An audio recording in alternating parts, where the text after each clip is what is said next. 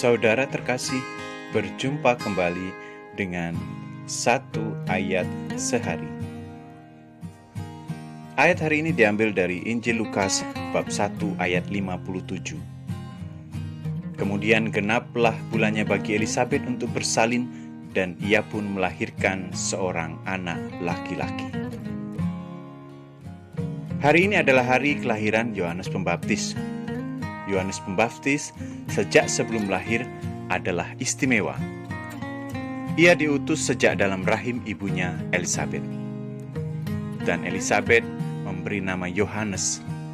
Dan ketika Zakaria ditanya, ia pun menulis nama yang sama. Tentu saja semua tetangga yang ada di situ terkejut. Zakaria adalah imam di Bait Allah. Ia selama ini bisu karena ia tidak percaya dengan malaikat yang datang dan memberi kabar gembira kepadanya di Bait Allah bahwa istrinya Elisabet akan melahirkan seorang anak yang harus ia beri nama Yohanes.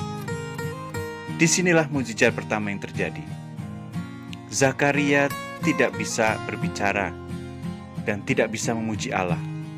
Tetapi ketika anaknya Yohanes dilahirkan, ia dapat berbicara dan kembali memuji Allah.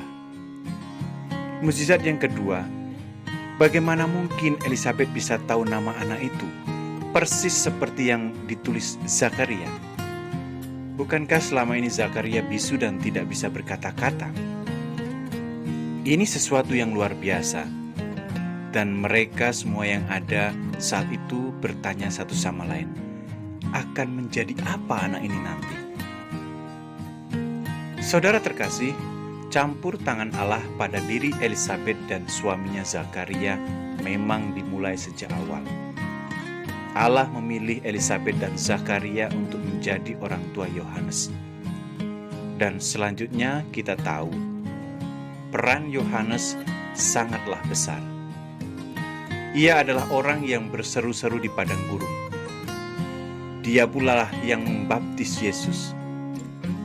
Ialah yang mewartakan datangnya Sang Mesias. Yohanes juga menjadi satu-satunya orang yang berani menentang Herodes karena ia menikahi istri saudaranya. Dan itu semua harus dibayar mahal dengan darahnya sendiri.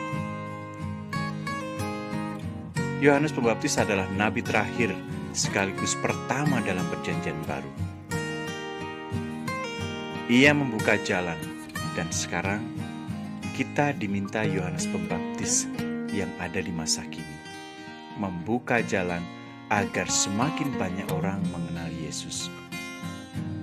Saudara, seperti Yohanes Pembaptis, kelahiran kita pun memiliki misi dan tugas. Jika kita jatuh bangun dalam menunaikan misi dan tugas itu, janganlah takut, karena Allah akan menyertai dan memperlengkapi kita. Kita hanya perlu beriman dan datang kepada Allah.